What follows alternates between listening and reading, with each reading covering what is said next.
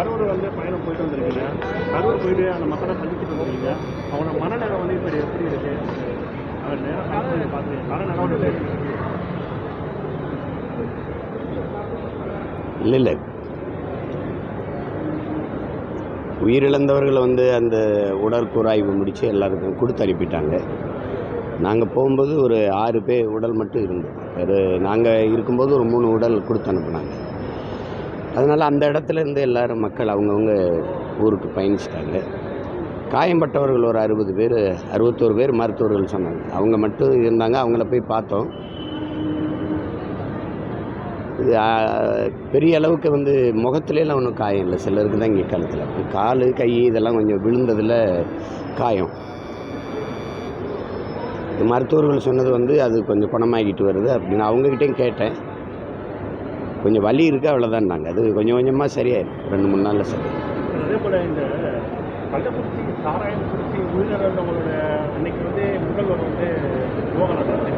ஆனால் தற்பொழுது இந்த விஜயோட மாநாட்டில் இந்த மாதிரி சம்பவம் உடனடியாக அமைச்சர்கள் முதல்வர் எல்லாம் பார்த்து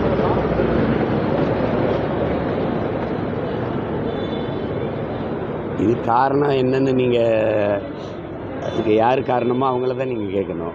அண்ணன்ட்ட கேட்டு என்ன பதில் சொல்லுங்கள். அது வந்து அவங்க ஆட்சியில் நடந்துருது. ஏன்னா அதில் குற்றத்தை பொறுப்பேற்க வேண்டியது அவங்களாயிடுறாங்க. இப்போ இது வந்து தம்பி விஜயோட கூட்டத்தில் நடந்தது. இப்போ அதே அவங்க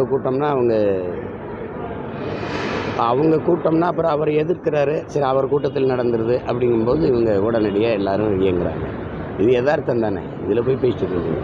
பல்வேறு கருத்துக்கள் சமூக வலைதளங்களில் பரவிட்டு இந்த சமூகம் தொடர்பாக திமுக காரர்கள்லாம் கூட்டத்தில் நுழைஞ்சிட்டாங்க, செருப்பு தூக்கி வீசினாங்க, மின்சாரத்தை கட் பண்ணாங்க, இப்படி நிறைய விஷயங்களை திமுகவுக்கு எதிராகவும் சொல்லிட்டு இருக்காங்க. அதே மாதிரி தாவேக்காவினர் சொன்ன நேரத்துக்கு வரல, அவர் சொன்ன நேரத்துக்கு வந்திருந்தா இந்த விஷயம் நடந்திருக்காது அப்படின்ற விஷயங்களும் பரவிட்டு அந்த இடத்த போய் பார்த்துட்டு வந்த மக்கள்கிட்ட பேசிட்டு வந்த நீங்கள் அதை எப்படி என்ன மாதிரி நினைக்கிறீங்க? என்ன பார்த்து இல்லை, இப்போ கூட எங்கள் கூட அமைச்சர் வந்தார், மின்துறை அமைச்சர். என்ன சொல்கிறாருன்னா, மின்கம்பத்தில் ஏறும்போது அவங்க ஆளுங்க தான் மின்சாரத்தை துண்டிங்கன்னு சத்தம் போட்டுருக்காங்க, கத்திருக்காங்க. அதனால அந்த அணைக்க வேண்டியது. சில பேர் அந்த ஜென்ரேட்டர் மேலே ஏறி அது விழுந்ததெல்லாம் அவங்களுக்கு காண வேண்டியது. இப்போ அந்த மாதிரி இதெல்லாம் தவிர்க்க முடியாமல் அணைக்கிறது தான். அது அவர் அதான் சொல்கிறாரு. வர்றது ரொம்ப நேரம் காத்திருக்கிறது. அந்த குழந்தைகள் அவங்க என்ன சொல்கிறாங்கன்னா, 8 மணிலேருந்து நிற்கிறாங்க. காலை உணவும் சாப்பிடாமல் வந்துடுறாங்க.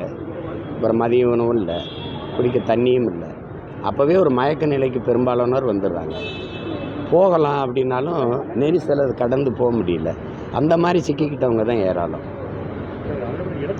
எடப்பாடி பழனிசாமியும் காலையிலேருந்து நம்ம செய்திகளை பேசக்கூடிய மக்களோட கருத்தை கேட்கறது பார்த்தீங்கன்னா, போலீஸார் வந்து போதுமானவராக இல்லை. அதே போல் இவங்க வந்து இவ்வளோ மக்கள் வந்தாங்க, குறுகலான இடம் கொடுக்கறதால தான் இந்த விபத்தில் சாப்பிடணும். அந்த பகுதி மக்கள் வந்து காலையில் செய்தி பார்க்கணும். 2 பேரும் 2 காரணங்களை சொல்கிறாங்க. எதிர்கட்சி தலைவர் கூட்டம் நடத்தின இடத்துல தான் நாங்கள் கொடுத்தோம் அப்படின்னு சொல்கிறாங்க. இவங்க கொடுத்த எண்ணிக்கை 10,000 தாங்க. ஆனால் இவங்க கொடுத்த நேரத்துக்கும் வரலை. அப்படிங்கும்போது கூட்டம் வந்து கூடிக்கிட்டே இருந்துச்சுங்கிறாங்க. இவங்க என்ன சொல்கிறாங்க, நாங்கள் வேறு ஒரு இடம் கேட்டோம், அந்த இடத்துல கொடுத்துருந்தா இந்த நெரிசல் வந்திருக்காதுங்கிறாங்க. இப்போ இது ரெண்டையுமே எது சரி தவறுன்னு ஆய்வு செய்துக்கு இல்லை. இழப்பு தான், இறந்தது தான்.